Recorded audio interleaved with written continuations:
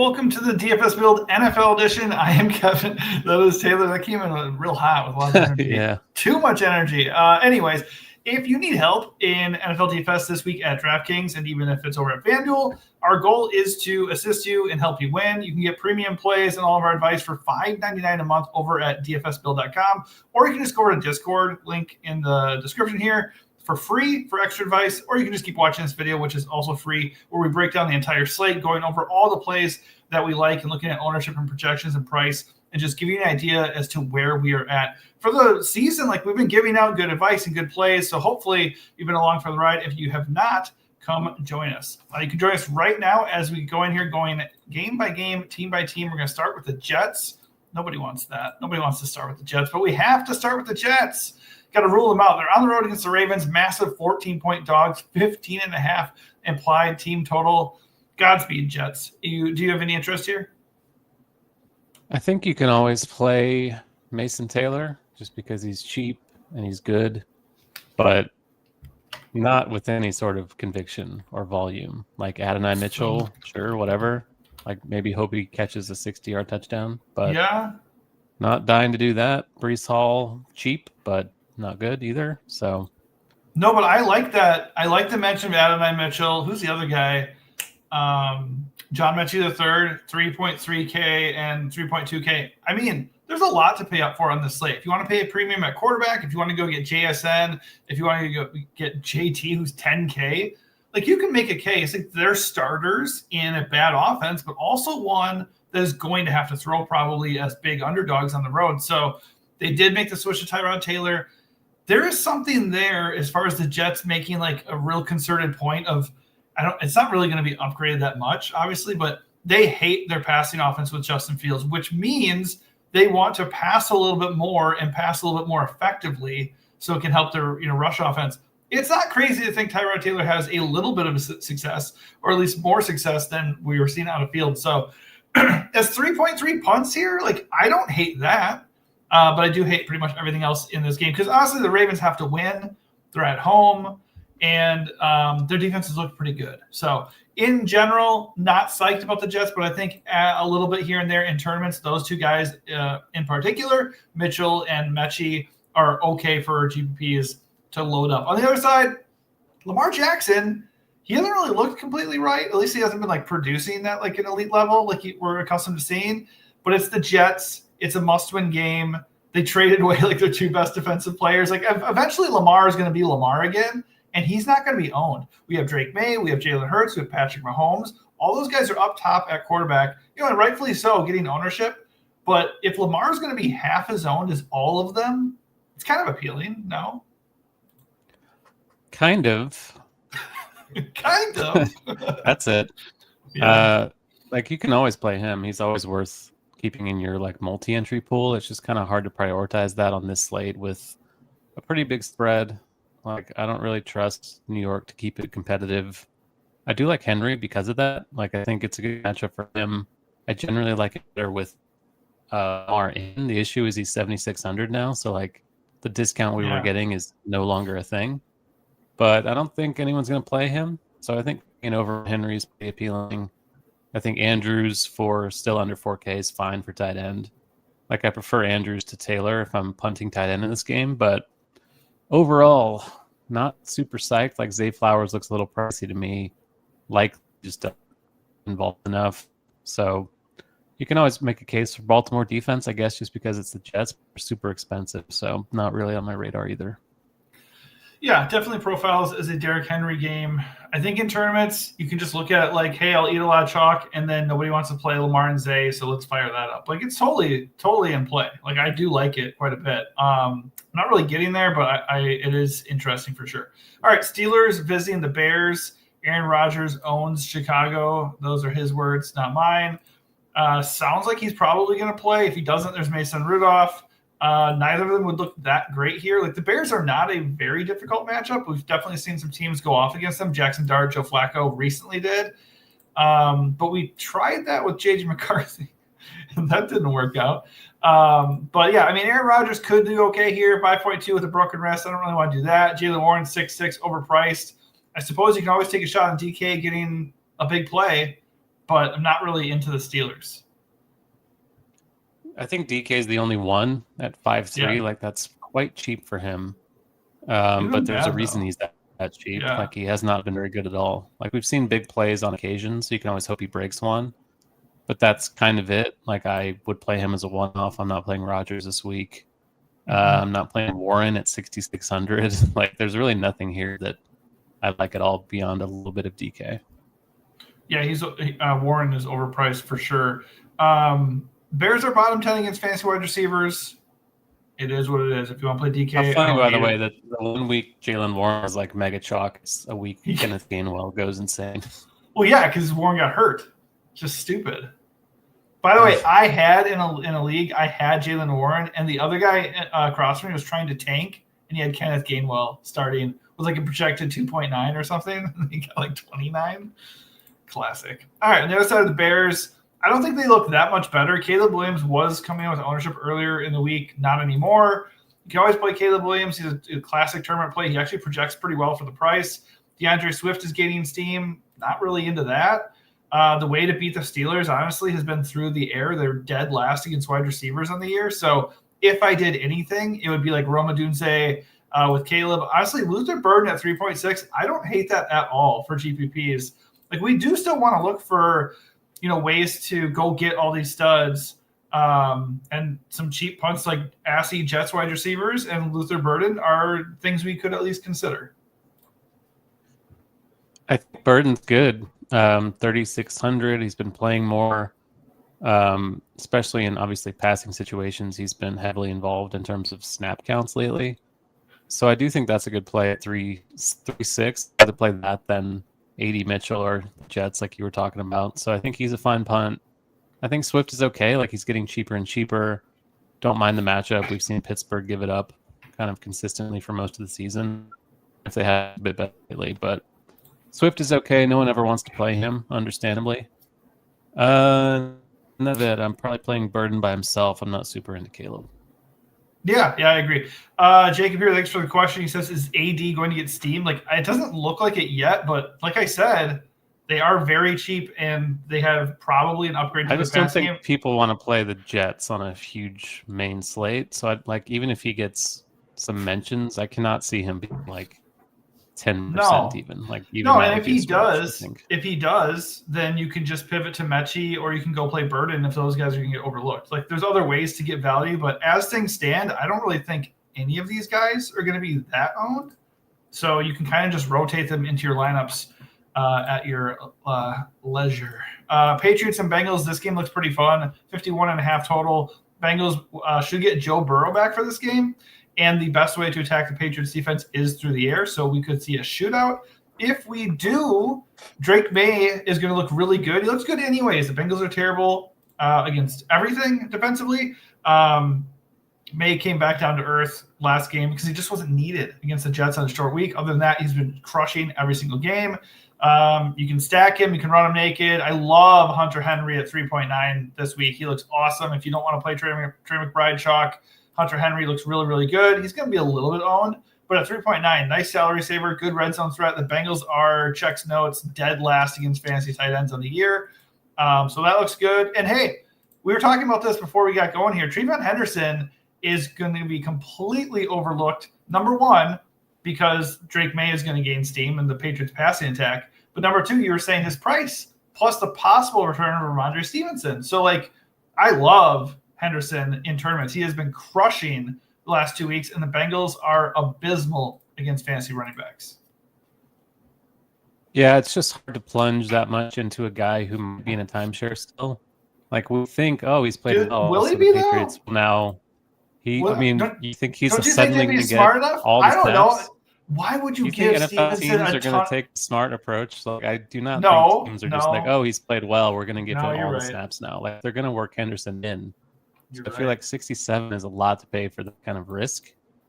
Like obviously there's upside. Maybe he'll hit because it's the Bengals, and maybe he will get snaps. I just think the uncertainty is enough, and the salary is high enough for me to be like, I will just kind of let other people hope that, especially on a slate with a lot of good game environments. Nobody's hoping it. Nobody's going to do it. Well, you're talking it up. I see him getting some ownership, like all the tags Yeah, I on know. RotoGrinders. Okay. Look how many of the experts have tagged Travion Okay. Henderson over there. So If like his ownership he's on spikes, people's radars. okay. If he gets on like the field's radar as a whole, I would be more aligned with you. That's exactly why I like him, is because there's a lot of things working to his advantage, and apparently what? nobody wants to play him. The matchup is good. There's the Bengals. The matchup is amazing. 6.7 is not egregious for a guy who went out for 30 fantasy points in 2 straight games. Plus, Without Stevenson. Stevenson. Why would you feed Stevenson? He's not better than Henderson. I don't know. It's an NFL team. They do this all the time. They never let a guy just run it. Like it's always going to be a split with. But this I'm kind of willing to bet. I'm just willing to bet if the ownership is going to be even under 10%. I'm willing to bet at that price, given his clear ceiling and the fact that he looks like he's fully broken out. I'm willing to bet that they're going to just give him the ball. And that's like, maybe it happens. I just feel like on a slate like this, like the ownership is not going to be super low, I don't think, based on how that looks at RG. I'm going to be so mad if you're right and I play him. He's like 35% owned. I'm going to be so mad. He's not going to be that. But like, in single entry, I think there are enough other good spots that are going to be low owned that you don't really have to take that risk. So like, I see why you would have appeal, but not my favorite thing. I think I would just fade him completely at that price. But it is a good game. I like everything else in this game. I think the targets are kind of condensing with Diggs and Henry. Like you said, the Bengals are awful against tight ends, 14 touchdowns allowed. So Henry is going to be popular, I think, but not prohibitively so. And then I think the Cincinnati side is very interesting because T. Higgins will be popular without Jamar Chase, but I'm not sure anything else is really going to pop. Like Yoshi Voss, maybe. Noah Fant is a cheap tight end who should have a bigger role in theory. Burrow being back just makes the whole thing look better, obviously. Right. And I don't think people are playing Burrow. I think people are playing Higgins as a one-off. And if I'm playing Higgins, I am absolutely pairing him with something else in this game, be it a New England stack, be it with Burrow, be it with even Chase Brown, I think is a super strong play at 6-2 after kind of flopping last week. I think Burrow being back just naturally helps Chase Brown in every asset or every facet. So Chase Brown's my favorite play in this game, but I love pretty much everything else too. Well, sir, here's the problem. Chase Brown is very chalky, and the Patriots are a brutal matchup. They're number 2 against fantasy running backs. So the Patriots have played like the easiest schedule of all time. It doesn't matter. The Bengals aren't even that good at run blocking. So like it doesn't matter to me. It doesn't matter that the Patriots play a cupcake every week. No, it does matter. It can matter. But hey, dominating the cupcakes is different than giving up production against the cupcakes, right? That is different. Because you could say the same about Houston. Houston's schedule hasn't been that hard, and they had the number 3 run defense. And look what they did last night. They destroyed Josh Allen, made him look like he is awful. So, anyways, point is, I think I like Chase Brown in a vacuum, and I agree. Burrow coming back just gives him a boost. Just like we saw what happened when they went from Jake Browning to Joe Flacco, having a competent quarterback allowed Chase Brown to kind of get unlocked, right? I think he's a good play, but at 25%, like I'm cool just pivoting to Travion Henderson. But kind of leading to your other point, I'm fine just we're really not aligned on Travion Henderson. But you can also pair these guys. Henderson and Chase are both sub 7K, both in perhaps the game of the week. So that looks good. I don't really see a way around T. Higgins at 7-1. Like if you're basically getting Jamar for 7-1, probably. Like I don't see why Joe Burrow wouldn't target him 10 plus times at least, and then the matchup and everything favors that. So Yurosavas at 4-1, good value, but boy, that's going to be fun to rely on. Like he can't fail. Like that's. I don't think it's any worse than like Adonai Mitchell or no, it's not. That, it's better tthan that crap for sure. I agree. He's just gonna be owned compared to those guys. It looks like that would be the difference. Okay, so anything else here? Like, where are you at on Burrow? Or you obviously have interest in the Bengals offense. Do you want to play him a lot, or do you want to kind of leave him be since this is his first game back? I would play him. I'm not going to play him a lot just because there's a lot of stuff to like at quarterback. But he's cheaper than May. He's directly correlated to a chalk receiver. There are other pass catchers that look pretty good you can play him with. And if no one's playing him, that's a pretty unique way to play T. Higgins and this game in general. So I think you can even play like Burrow with some of the New England pass catchers and T. Higgins, or fade T. Higgins and play Burrow and Yoshi Voss and Fant and then pay up somewhere else. Like I think there are a lot of ways to go with this specific game stack. So I like the game quite a bit. Yeah, agreed. All right, so Giants against the Lions, they will feel their wrath. We talked about it in Discord a lot. Hey, it just is what it is. It's not just a trend. It's kind of fact at this point. Anytime Detroit loses, they come out with the Thunder of Thor here. They are 12-point favorites at home, and it's going to be Jameis Winston. Jameis Winston threw like 5 picks against the Packers that were dropped. The Lions are not going to drop those interceptions. So Lions defense looks appealing. But let's start on the Giants side of things. Winston is still only 4.6. He's probably going to have a negative game script, meaning he'll have to throw a lot. So Winston with Wandale, Winston with Theo, those are viable, but I don't feel excited about it, and I certainly want to stay away from the running game in this spot. Yeah, it's really just Wandale that's going to be popular yet again, just like he is every week. It's something I always think you can get away from. Like he's not a guy who's going to rack up touchdowns generally. He's pretty reliant on, targets and stuff, quick hitters over the middle, things like that. And he can get there in the game environment. Like if they are behind, which they surely will be, I think he's okay. Just a one-off Wandale as chalk is not my favorite thing. No. Like playing him with Jameis, sure, whatever. I guess you can do that. I just think it's kind of unnecessarily risky on the slate. Isaiah Hodgins, baby, 3.3K. Played like 79% of snaps, 6 targets last week with Jameis, and Jameis is there again. Don't say I didn't tell you. But yeah, Giants passing game, it's okay. Like I can see that taking down the tournament. Like if the Lions are going to put up like 50 points in this game, probably. Giants are terrible. So why can't the Giants do something on the other side and like keep it interesting? They could. Obviously, most of our interest should be on the other side. Amon-Ra, St. Brown, Sun God, mega chalk. You can get away from that if you want to. It just feels like chalk I'm going to eat. He's only $8K. It's like $1,000 cheaper than what he probably should be usually. And he's coming off a brutal performance against Eagles. He's just going to bounce back and smash. Goff looks amazing. I think because I'm so high on St. Brown, I'm not that interested in Jameson Williams in this game. Like, he's okay. It's just I just feel like they're going to feed St. Brown and get him going. I think Gibbs, you can always play at 8.3. You said in Discord, cue the 4-touchdown outing for David Montgomery. How much David Montgomery do you want to play? A decent amount. I think the way to play this game, because Detroit is going to get ownership, they should get ownership. Great spot. The Giants are awful. I want none of this, or I want all of this. So I'm not playing Goff plus Amon-Ra. I'm not playing Goff plus Jam, whatever. I want 4 Lions, or I want no Lions. So like if I'm playing Goff, I'm playing Amon-Ra and Jameson Williams and a running back. I want them to score 50 points, and I want to get all those points. I think I'm pretty good pay off Jahmyr Gibbs chalk just at the salary at 5.3. He can certainly get there. I just don't think there's much to be won by playing Goff plus Amon-Ra if both are going to be owned. So it's like, if they score 50 and Amon-Ra scores 2 touchdowns, is that really winning you anything? Probably not. I think the way to play this team is just to like fully stack them onslaught style. So I will probably have, it's aggressive, but you want to reach the top. So I think like I'm in for the Lions if I'm playing the Lions, and then just like fully fit them, not playing any of them as one-offs in other lineups. I mean, that's not a bad strategy, because if you look at the Washington game, it's a perfect example. Or go back and look at the Bears game. They kind of all just nuke together. Like in that Washington game, Goff had 27, Gibbs had 41, Jameson had 26, and St. Brown was the one guy who didn't nuke relative to his price, but he still got 16. So my guess is it's going to flip with Jameson. So Jameson will be fine. You get like 15 or 16, and St. Brown's going to be the one who pushes for 30. And like maybe you can get different with flipping in Montgomery instead of Gibbs, and then Montgomery does go off because, of course, Dan Campbell said they want to get him more carries for whatever reason.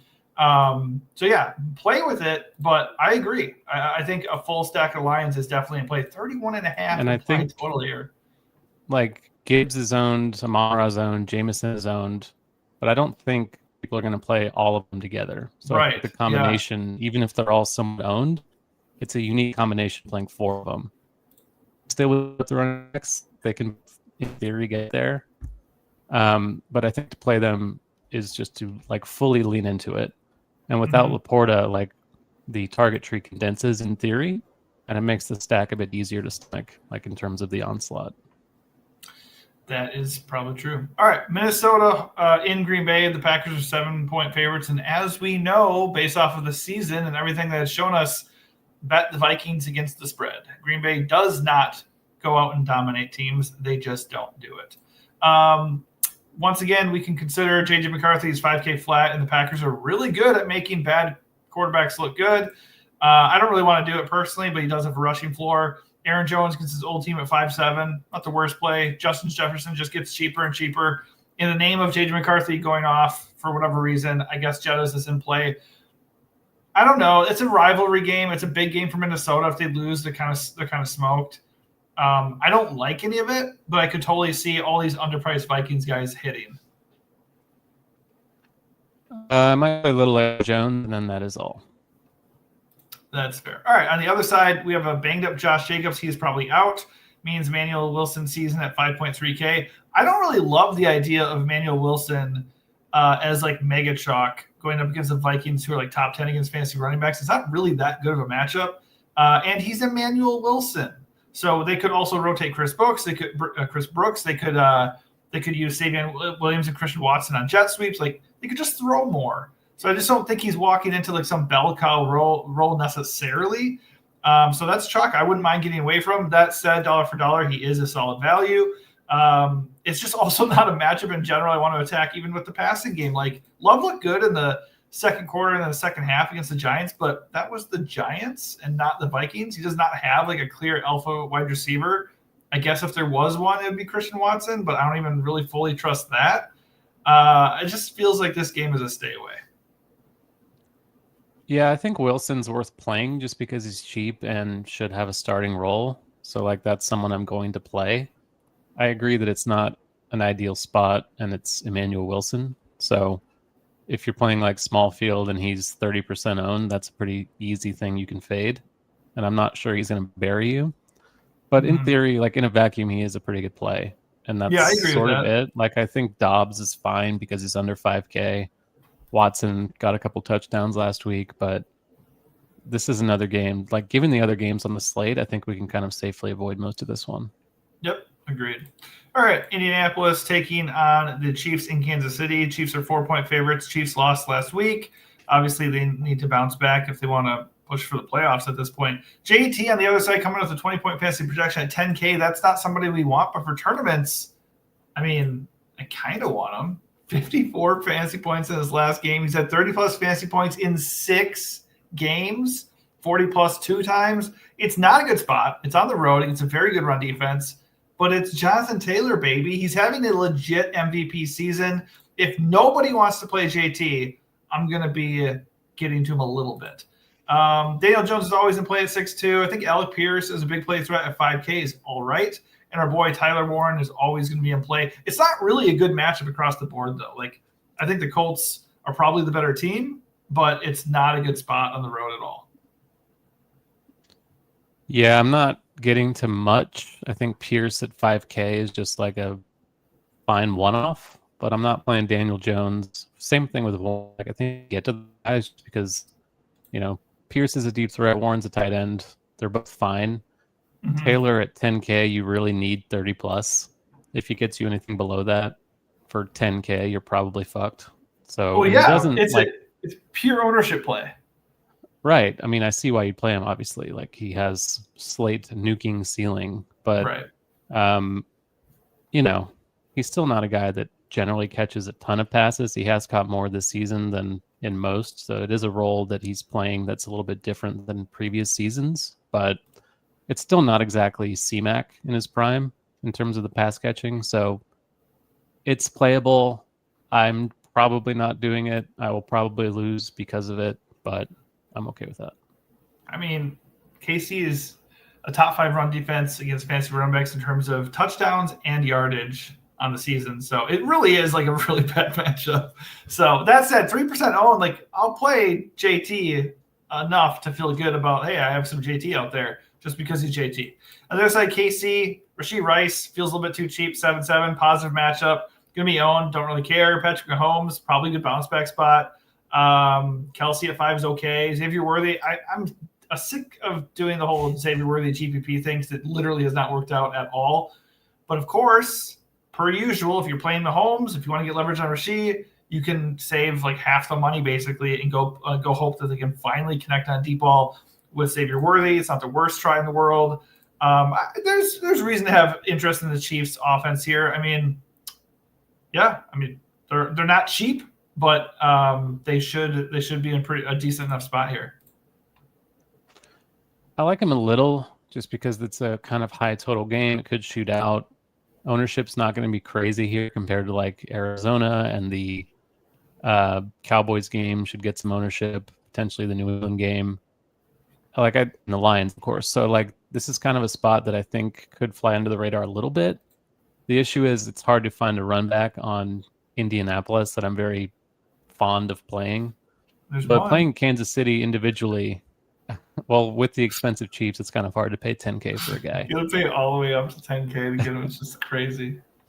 So yeah, like I like Mahomes, I like Kelsey, I like Rice. Worthy is okay in a stack. Like I think there's payoff potential here, given the lighter ownership on this team. And I think they might even come in lighter than their projections. Like I'm not really sure people are excited to play the Chiefs this week. Mm-hmm.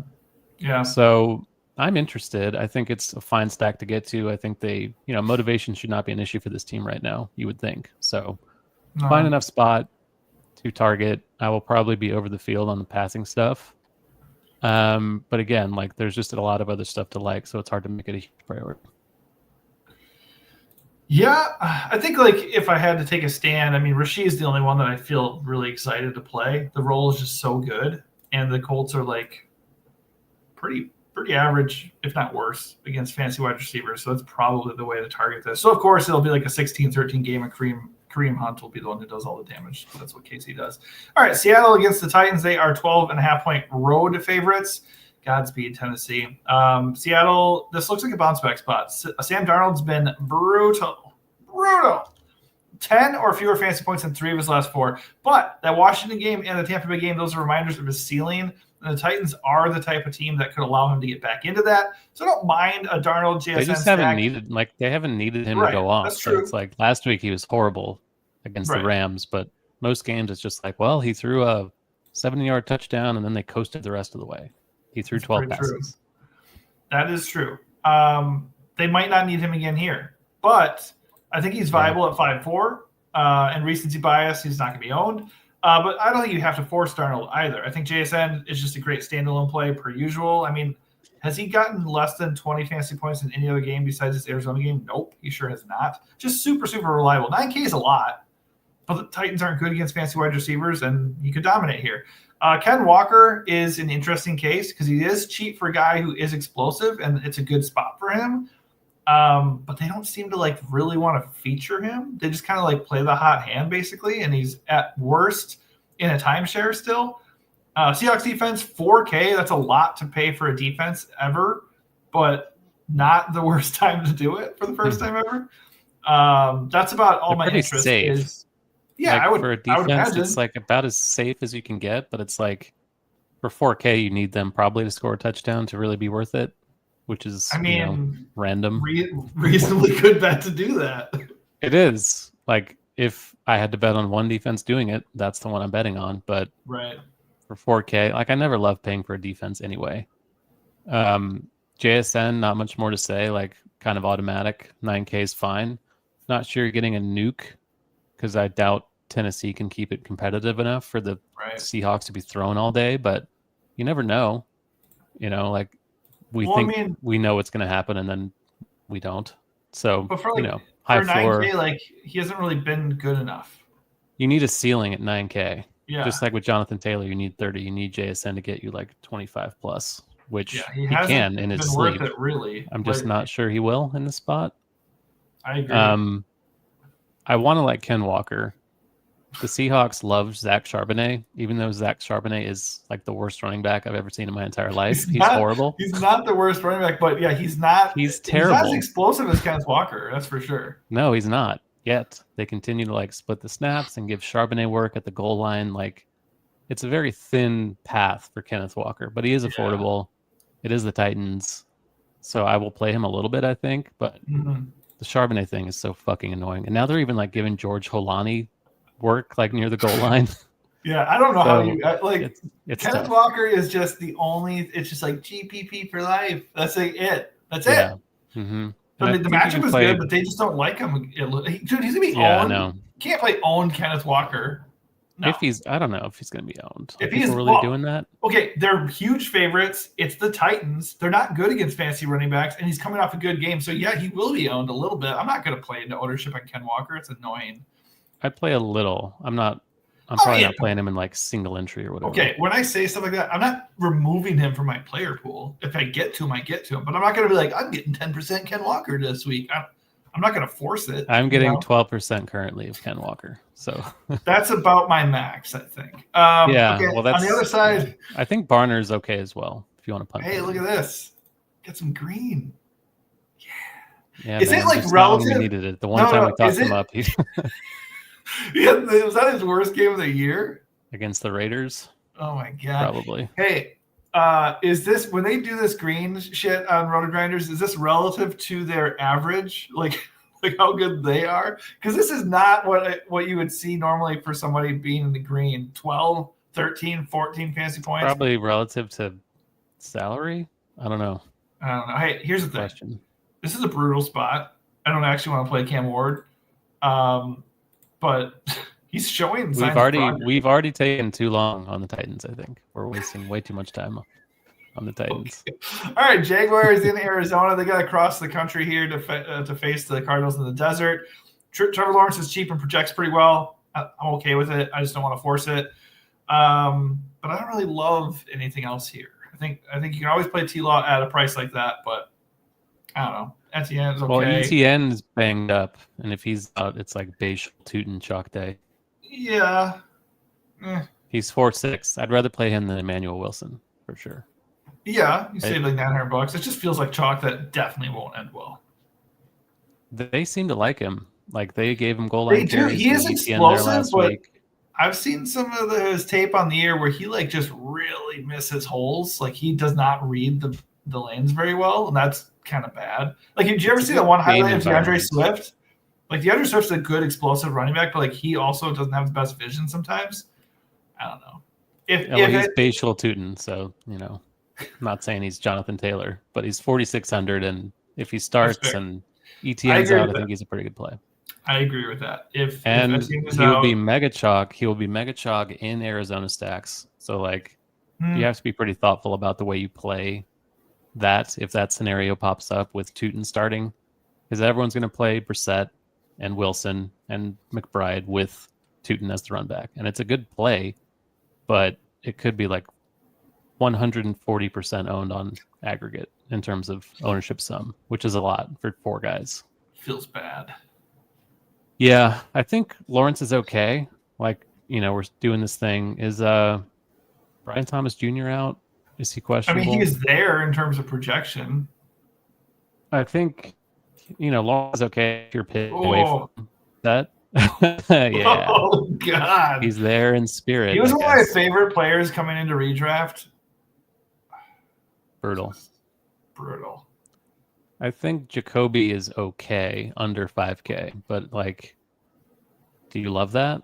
No. Maybe Thomas is out. He looks better, but has Jacoby Myers gotten there all season between either stop? I don't think he has. So, not great. Not great. No. Yeah. All right, Arizona side. Hey, it is chalk. Jacoby Brissett. Actually, he's not that chalky. 7% Brissett. I'd take. He has to be higher than that. He has to be higher than 7%. He should be. Well, you know what? Something last week. I know. He was really chalky last week. Michael Wilson, he of the 18 targets and 36. Okay, that was bullshit. That was so stupid. And then lines where I didn't have Michael Wilson, I felt like an idiot. And then when I did have him, he was like 48% owned, so it didn't even matter. But yeah, we did tell you to play Brissett, McBride, and Wilson last week, so hopefully you listen. Mm-hmm. That's the only reason why again this week. Anywhere. Yeah, that's what I'm too. saying. Me too. McBride looks awesome. Price barely moved for a guy who gets you 30 points every week, it seems. Look at this shit. Hey, I'm elite. Play me. Yeah. He's a wide receiver 1. He is a JSN. He's legitimately a JSN right now. What are we doing? And now that they have a quarterback who can see over the line of scrimmage, he's scoring touchdowns. Thing like that. Yeah, and finding him with regularity. Okay, so yeah, McBride is such an easy click. I don't see really any reason. By the way, the Jaguars are the second worst defense against fantasy tight ends. Where Rondé Gadsden failed, Trey McBride will succeed. And the target share is so truncated here between Wilson and McBride. Like Greg Dortch, I guess you can entertain that, but why?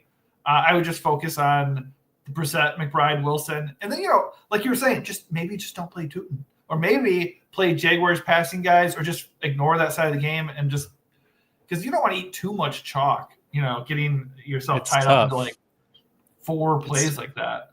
Yeah. It gives you like you have the same roster construction as so many other lineups in your contest, which only gives you so many spots to get different.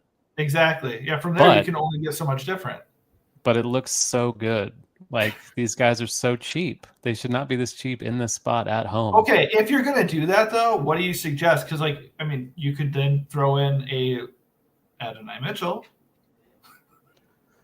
Oh, God, that does not sound appealing at all. Well, if you have Tootin at 4.6, you have Michael Wilson at 4.8, you are paying for Trey and Jacoby's pretty cheap too. You can go get some studs here all of a sudden if you then eat one. Yeah, one more people are going to play T. Higgins with this. People are going to play Devontae Smith. Then you have to do something. If this is where you're going to be, if this is the chalk you're standing, you're dying on a hill, flag planting with this stack, and at least with the Cardinals, I'm 100% in agreement. You gotta go away from some chalky plays elsewhere. You can't just play everybody who looks good. T. Higgins looks great. Like if you ignore the Cardinal stuff, T. Higgins looks like a play I wouldn't want to fade at all. Yeah, so but I think I would fade him. I think I would fade Higgins with this just because everyone's going to play that. And like I said, I want to play Higgins with stuff from his game. Or you just play T and you also go play an unowned Jonathan Taylor. At some point, you're going to run out of salary, I think, is the problem. Well, even if Arizona's cheap, McBride still expensive. But anyways, that is something to think about. All right, Browns and Raiders. Disgusting. 16.5 team total for the Browns, only a 20 for the Raiders. Are they even really, truly the favorites? You got Shadur Sanders making his first start of his career. He looked terrible last week, but to be fair, that was coming in relief against a good Ravens defense they've been good lately. And now he's got to play with the Raiders who are not that great. Shadur at 4.2. I don't hate it. I mean, I do, but I don't. He's very cheap. They're probably going to be throwing a lot. And the Raiders are Dak Prescott just threw 4 touchdowns against them. And I know Dak Prescott is way better than Shadur Sanders. I think he's in play, though. There is that. I think he's in play, especially since a lot of people want to play the Raiders defense. I think both defenses, I'm the highest exposure I have to either team. I have Raiders defense, and then I have Browns defense. And they then should let you play a defense in the flex. And then you can that would be so annoying if they did that. It would be awesome. Browns defense is under 3K against Geno Smith, an interception machine. That seems like, and he takes a lot of sacks. Did you see the last game? Browns get a lot of sacks. Yeah, I did not watch the Raiders last game. I have not watched any Raider game. He took a sack on 4th down. He took a safety. No, he didn't get the safety. It was Genty. But Raiders are a freaking disaster. They average 15 points per game in the NFL. I think you can still play Genty and Bowers because they're good, I think, and they're kind of cheap. But, yeah, well, Bowers is unowned, so sure. Yeah, so I like that. He's not 5K anymore, but he can still nuke the 6K if you're pivoting off McBride. When he was 5K and he got 45 fantasy points, boy, you felt like a dummy if you didn't play him that week. I tell you. I sure did. That's it. There's nothing. There's nothing else. That's it. Yeah, I mean, I don't like the matchup, but Genty in terms of role and talent, you can make a Yeah, I case. said Genty and Bowers and Yeah. Okay. All right, let's move on. All right, Philly at Dallas. This game has a nice 47.5 total here. We're setting up for a grand finale here with the Saints to close it out, aren't we? I know, right? That's so weird. Okay, so Jalen Hurts looks awesome against the Cowboys. He wasn't even good in week 1. He's still like 24 fantasy points. He just has a good rushing floor. He has a good ceiling. It's a really good matchup. Everything is there to be liked. And he's only 6.6K. So I like him a lot. Compare him with Devontae and or AJ Brown. Either is fine for me. I lean towards AJ, but they both look good. Saquon, though, is my favorite thing to use in this game. Cowboys are really, really bad in general defensively. But Saquon has not had that many positive matchups on the ground this year. And when he did have a really good one, he demolished the Giants. So I think this is an opportunity to get him going a little bit. So I'm going to be over on the Saquon ownership by a good amount. It's very easy to do that, and I think it's a good play too. Like 7.5, he's cheaper than Derrick Henry, which seems weird. Obviously, way cheaper than Jonathan Taylor. Don't have C-Mac on the slate, so it's kind of a weak running back slate overall, at the top at least. So I like that a lot. I think Devontae Smith is in a really good spot against this zone-heavy Dallas defense right now. He's 5'6". Like, I just think that's a very good value. AJ Brown, sure, you can chase that, I guess. And then on the other side, I think Javonte is a pretty strong play. I just prefer Barkley if I'm paying for one of these running backs. I think people are going to be scared to play the Cowboys against this Eagles defense, which is understandable, but Pickens, CD, Javonte all have individual ceilings. I don't think I want to stack the Cowboys. I don't really think you need to plunge that much salary into that. But as one-offs, I like the Cowboy stuff a little bit. I actually do want to stack the Cowboys a little bit. And the big reason why is because they have major incentive to win. Like, they have to win, right? If they want any chance of making the playoffs. The Eagles are the type of team that does go into little lulls and gets tripped up. Like, look at that game against the Giants. They lost by 17. They just do this sometimes. I will say defensively, the Eagles have looked absolutely fantastic lately, and that's scary for sure. But the game's in Dallas. Dallas looked awesome last week. I know it was against the Raiders, but they still look really good. And these guys aren't going to be owned. I don't think you have to go full bore with Dak, but I do think CD at sub 10% ownership is very interesting. And then you can certainly talk me to Pickens or Javonte at 6.5 each, 6.9, 6.5. I think those are good tourney plays. And if you want to complete the stack with Dak, especially since Drake, Burrow, Hurts, all those guys are kind of in the same price range, and those guys are going to get more ownership. That's interesting to me. I'm okay with that. All right, we're going to end it with a dramatic thud here. Falcons in New Orleans. We got Kirk Cousins making a start, 4.4K. Not really into that. He doesn't offer you any upside. He looks mega washed. They should just give Bijan the ball every play. You'll still get vultured by Tyler Algier. It is what it is. That's the reality we live in. But, I mean, you could go either way on this. Number one, the matchup is okay and everything, and the roles should be there. But a couple times that we've seen, if defenses know all you have is Bijan, they kind of just go up and stuff them. Yeah, I'm really not getting there on him, which is kind of scary. Last time we had this exact scenario with Cousins, he was like the chalk of the slate and was miserable. Yeah. I don't expect that again. I hope they're not as stupid as they seem in terms of their running back play calling, but they probably just are. It might be. He's expensive. I think Saquon's a better play for 1K less. Jahmyr Gibbs is a better play. There's just other stuff I like. Plus he's chalky. Yeah, so if he's chalky, it's oh, I see it, but I'm not really getting there. I think Pitts is fine. That's about enough for Pitts. I think the New Orleans stack is super good on this slate.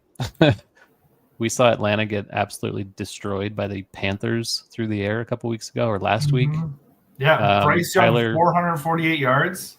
Tyler Shuck is 4.4. You compare him pretty easily with Chris Olave and still have a lot of salary left over. Olave is like a PPR machine still. I think you can even get into guys like Juwan Johnson, though I don't love that. But I think Shuck with Olave is pretty interesting if you want to punt quarterback. Yeah. And even Alvin Kamara, I think, is pretty good at 5'5". I was going to say Kamara. Falcons are third worst against fantasy running backs. I think that's interesting. The thing is, none of these guys are owned. Like, nobody's actually going to want to play Saints guys. A lot of these prices come up enough, but Shuck has kind of made him into somebody that we can have a little bit more faith in than we did before. And Shuck's actually looked pretty good. Like, he might actually be good. So he feels a little bit cheap there. Low total game. Like, you certainly see a situation where Bijan is just like grinding it out and he gets there and like nothing else happens in this game. And that's very possibly the reality we have to face. But I do like a Shuck Olave stack, Shuck Juwan Johnson stack. Juwan's only 4K. He's back to that big role that he had earlier in the year. So that's kind of nice. And then Kamara, like, tough to trust. Oh my God. Tough to trust. But it is a good matchup. All right. That's going to do it for us. Hopefully this helps you out. Helps us out, honestly. Every single time we do this, it helps me out. It clears things up for me a little bit. If you want some extra advice, you can hit Discord, 100% free. If you want even more advice than that, we do put out, 4 or 5 weekly breakdown posts dissecting cash/core plays, GPP plays, stacks. And, of course, me, Aaron, and Taylor go over all of our favorite things to do on the slate in a round table breakdown as well. And, of course, we cover NBA every single day, plus MMA for the week. All that stuff is out there on the site, dfsbuild.com. If you want to check it out, $5.99 per month for everything that we're doing. And if you just want to watch the video just like this, we love that as well. If you give us a like and a subscribe, that would help us out a ton. All right, thanks for watching, and good luck.